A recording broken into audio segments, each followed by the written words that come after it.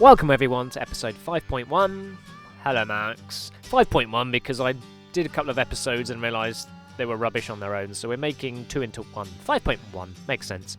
Anyway, we're at Mickey's and we've spent a couple of hours just getting the front end panels around the engine, putting the engine in its place, so it's millimetres away from a bunch of stuff that is necessary to be away from. Basically, bulkhead, other stuff. You'll notice the whole front lower section of the subframe is now missing, so we're going to have to build that later on in the episode. There is a bit of a technical issue there. As you can see, there's a big bump in the bonnet, but we get around that. Drive shaft's just about as far back as we're willing it to put it. And the alternator sticks out very slightly, but I've noticed on Goatman Technology installations with EcoBoost, they have the same thing there. We have to make some fiddly things going on with the turbo output to make sure it clears the bonnet, but we should get away with it. So it took a while it took about 2 hours to keep fiddling and cutting and fiddling to work out how much we could cut away, how much we get away with, and the angle of the engine, the width, positioning. You see how close the gearbox is to the steering rack down there to get it in that exact position. So next step is let's take it home, I think.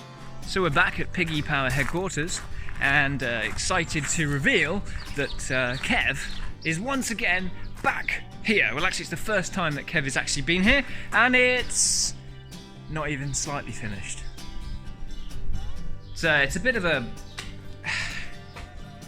The idea was that once Kev, the shell, was rust-free, sort of primered and base coated, it would come back here, have a bunch of work done to it, and then go for final paint, and then come back and be built. All components ready. Big weekend of my car family come round and sort that out. But it's basically back here as you've probably last seen it. So rust,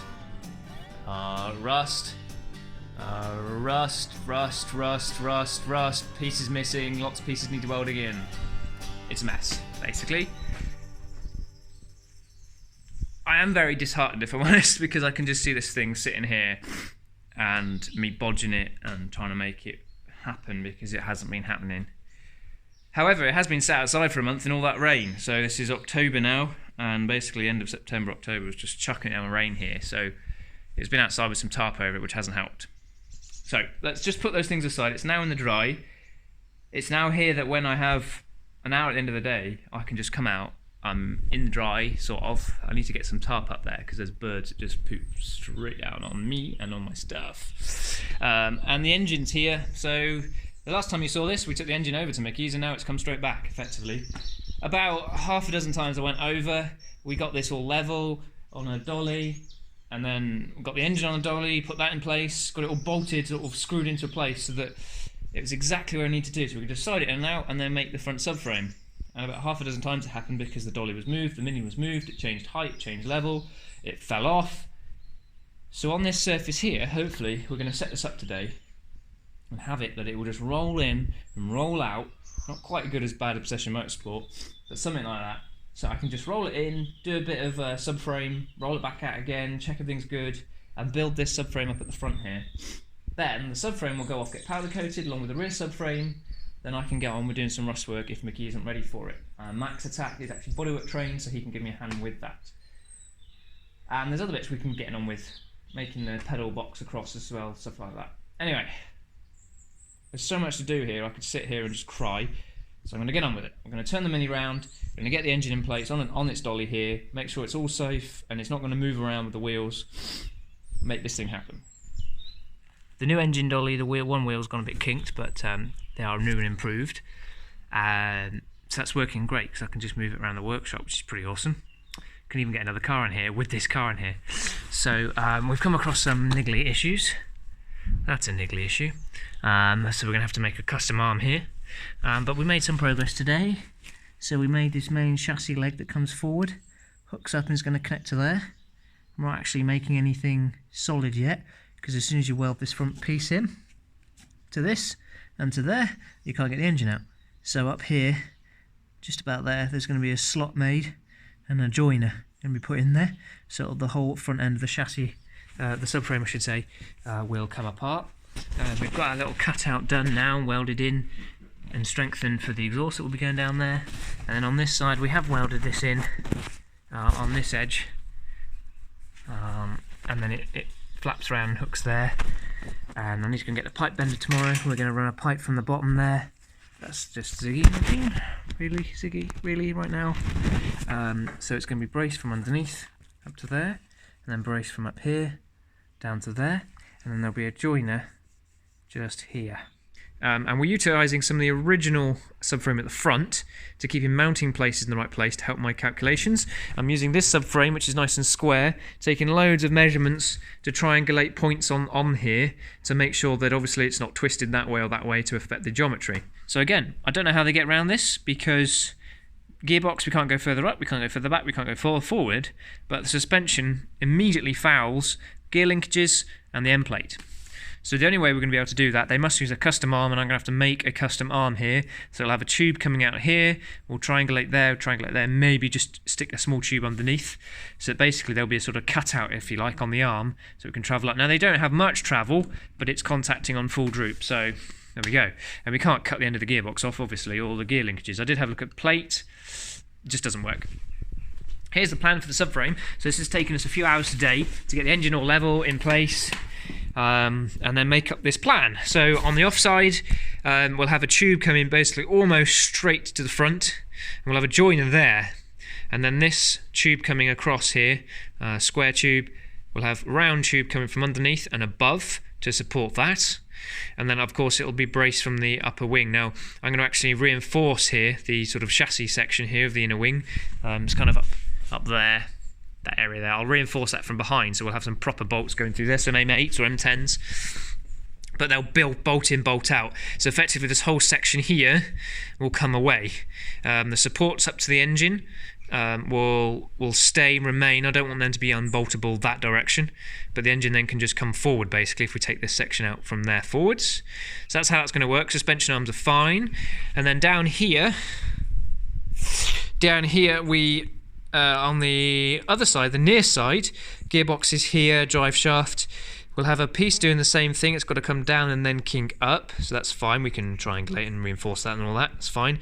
Obviously, the piece going up, do the same thing with the mini chassis, sort of upper inner wing. We'll reinforce that to support that, to create a nice triangulation.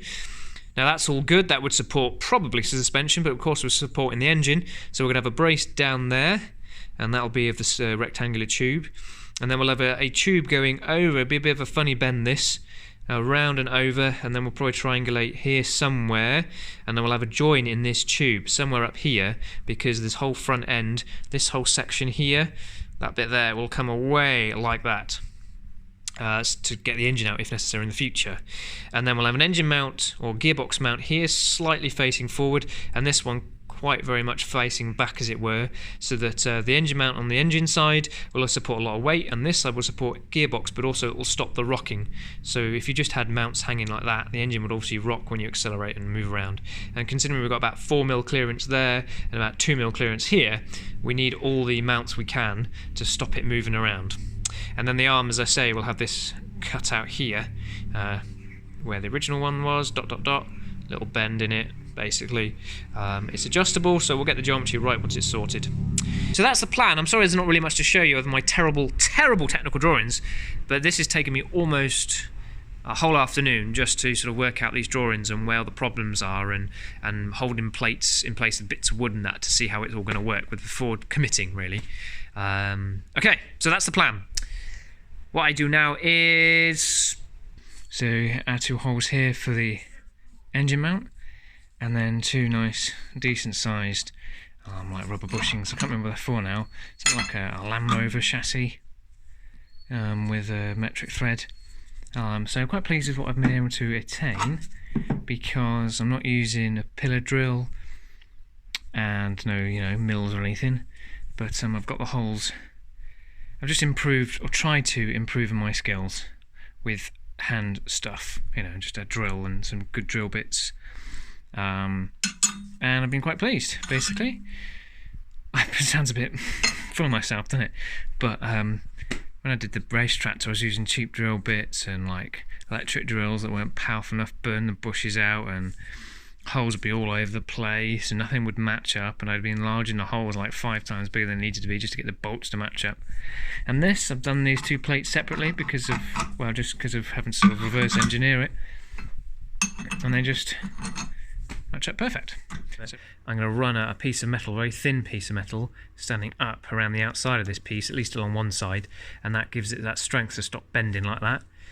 There is a couple of bracings still to go, one piece from the back here across to triangulate there, and I might put a little piece there, and then maybe just a piece just from that corner round, just to triangulate that end here.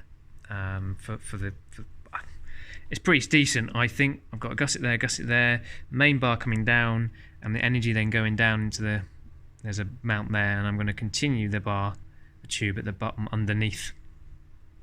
So quite happy with it as it stands. I've also got access still to put our main shaft in there, which holds the arm.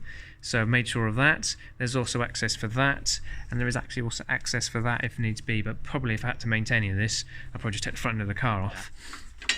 So currently, this is where we're at.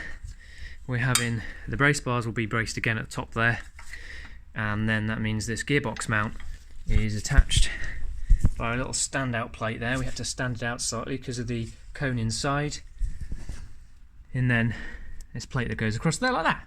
Obviously it's all just tacked in place for now, and there'll be supporting gussets, supporting plate at the back that will run right down to the bottom there, and there's also going to be a couple of maybe just like gusset style kind of plate going on the outside of that, a little bit like doing the other one. And this plate's similar. We'll just we'll test it out and see where it's stretching and bending and where we need to add some support for that. And for this plate here, the same. Obviously that's not just going to hold, so here there'll be a plate coming down to triangulate that, and there'll be the same one there. But that all can be done obviously once the engine's out of the way. Priorities have been to get the engine in its place and everything sort of in its place too, and then if the engine needs to come out, we just take out that mount and the thing should come out, and if there's still being awkward, we can unbolt this plate here and we have all this access room there. Okay, so we're starting to weld up the frame now into one complete unit. Some of the welds I'm not quite so embarrassed by. I'm like, okay, doing alright. And then that mess there, and then I run out of gas again. There's a lot to be said for renting a gas bottle, because well, I've gone through 2 20-pound little bottles or 110 litre gas already. Oh yeah, and underneath here I'm going to continue running the rail to join onto the bolts at the back on both sides. Just a plate to go to there and a plate that will just go and link onto there. Just to support this, because that bit is ever so flimsy compared to all this, and there's all the sort of weight going into here, so I want a support that runs to those 2 bolts. And a lot of grinding to make my welds look any good. And then cover it in powder coat, and then no one will know, other than everyone that watched this video. On the next episode of Project Cut.